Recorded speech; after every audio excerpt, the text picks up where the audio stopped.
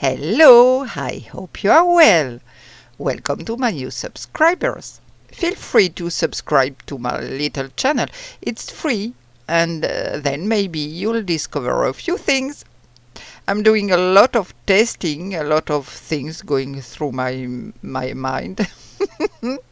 So I've taken two classic pendants and I'm going to put powder, Chameleon powder on the bottom and pour my resin, my UV resin. At least for one, I'm going to put my Chameleon powders on straight away, without doing anything on the base. I'll see what it looks like. And for the other, I'm going to pour a little resin that I'll tint black, and I'll put the same Chameleon powders on. We'll see what the difference is. I have this thing in my mind for a while and I want to see what it looks like. Let's get started. So I choose the Chameleon powders from Let's Resin. I've got Teal, Olive and Mint. So let's go. I'm going to put a little bit of these three powders on and then put my resin on top. I'm not at all sure what it's going to look like. Well, I don't know if it's going to stand out. I don't know. We'll see. And what's more, the bottom of these pendants is streaked, so I don't know. I don't have a clue. So you've got to press hard to get the powder into the little streaks. I can't see much at the moment. I even think you can't see anything at all. Maybe I need a little more powder? I don't know. It doesn't really seem to stick to the base. Maybe on a smooth base it would go better. I don't know. Oh, we'll see. I added quite a bit of powder and then I'm going to move on to the olive color and then the mint color. I'm going to try to make them blend together a bit so that they don't form very defined areas.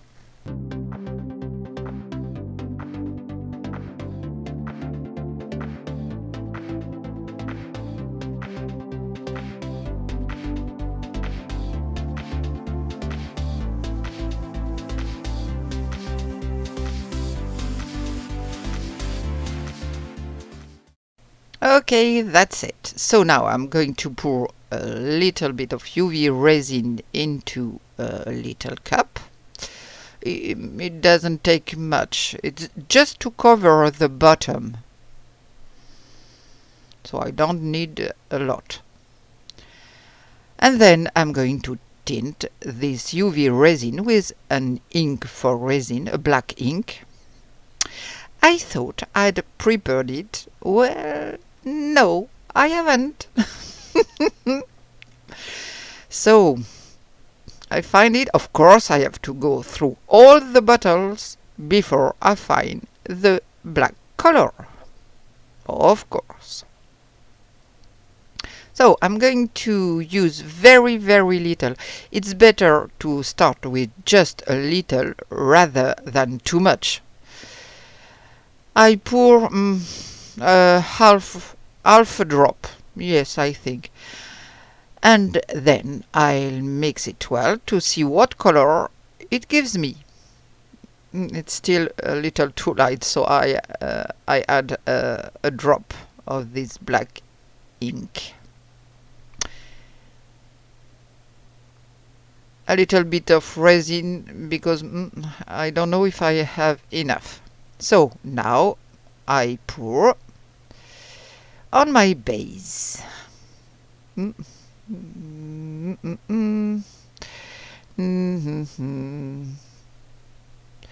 I'll try to spread it as best as I can with my silicone brush. this is a super handy tool. It doesn't damage anything and it really cleans up very well. So I highly recommend it. You've got lots on Amazon that aren't expensive at all.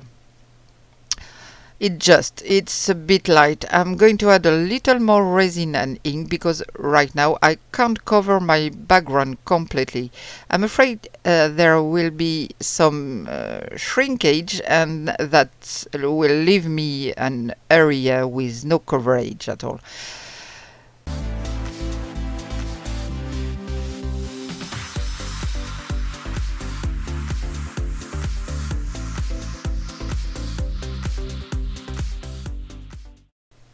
I can see that it's not completely opaque, but it will do for my test. We'll see. So, I do a little bubble hunting as usual. It's mostly on the edges where you have to be vigilant, carefully, but it's okay. With the UV resin, it goes on well. So I check that my base is well covered everywhere, that there's no gap with the edges. The bubbles again, the bubbles. A nightmare.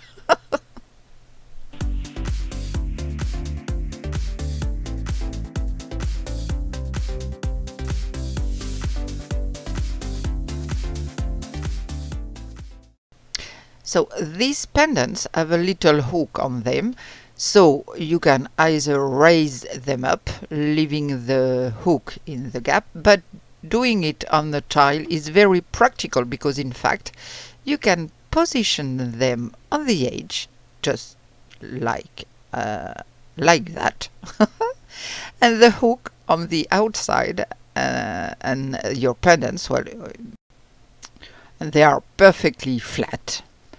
And then you set them to harden.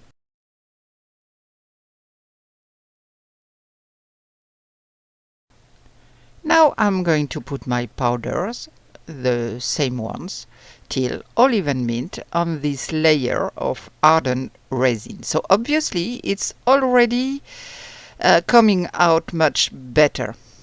I'm already much happier to see them. So I put my powder on well.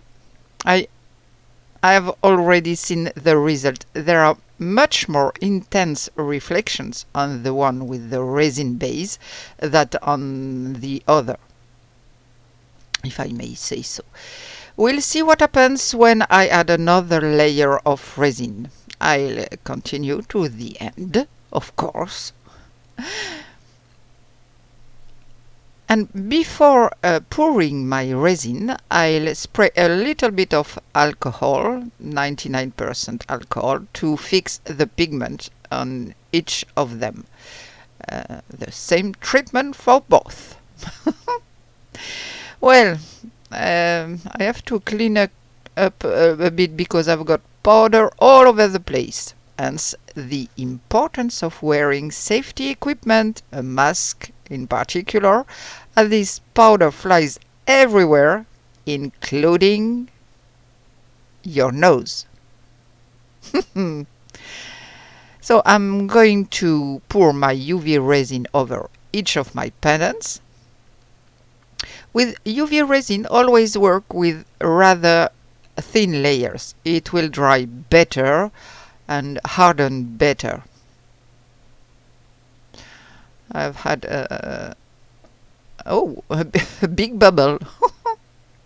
Yes, your resin cure better because thicker layers obviously have a much harder time. On top of that, here I've got one dark base and the other opaque.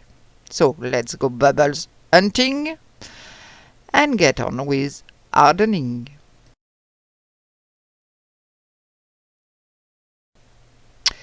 Okay, well, you can see the reflections, but they're pale. You can see the streaks in the background. This one obviously stands out perfectly, and it's much prettier too. I'm having problem with focus, sorry. Well, let's continue the little experiment on the one where I didn't use a dark background. I'm going to apply Chameleon powders again, the same colors. Yes, I'm going to do the same colors. I'm going to see if that changes the result. I certainly won't have an opaque background, of course, but I'll see if it gives something a little prettier, because right now I find it a little bland. Yes. So obviously, if you turn it toward the light, if you look at it in the sun, it will be different. But hey, when you wear a pendant, you don't have to to put it in your hands and turn it so that people can see that it's beautiful and full of reflections. So there I go, continuing to apply my little powders.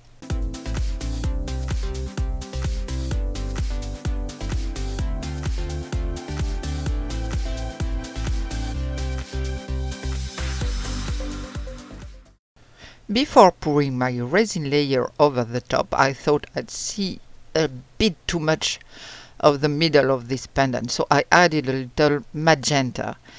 And then, well, let's go ahead and pour the UV resin over the top. But first I'll give it a spray of 99% alcohol to fix the pigments a bit, so they don't fly everywhere.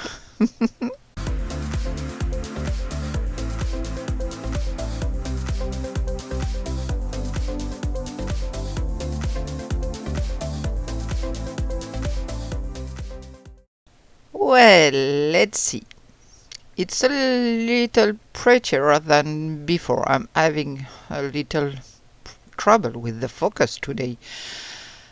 But you can really see the grid, the streaks. And I don't know if you can see it well, but I'm having trouble with this focus. You can see the grid in the background, and I don't like it very much. This one, it's much prettier because it's got an opaque background, so the colors really stand out. So maybe for the other way of doing it, you could really do several layers, but I don't see why, because in fact you spend a lot of time on it. It's prettier, yes, I admit, but on black, let's see, yes, it stands out a little, but not great anyway. So here you have some photo. I prefer the one on left. So this one, obviously, with the black background, yes, it stands out. Well, I hope you'll tell me in the comments which one you prefer, with the background or without the background. So that's it for my little experiment of the day. I hope it will be useful to you. Give me some ideas for a little bit crazy project. I love doing crazy things. As you can understand, I often film things that cross my mind. Yes, good or not. I'll see you soon for new adventures.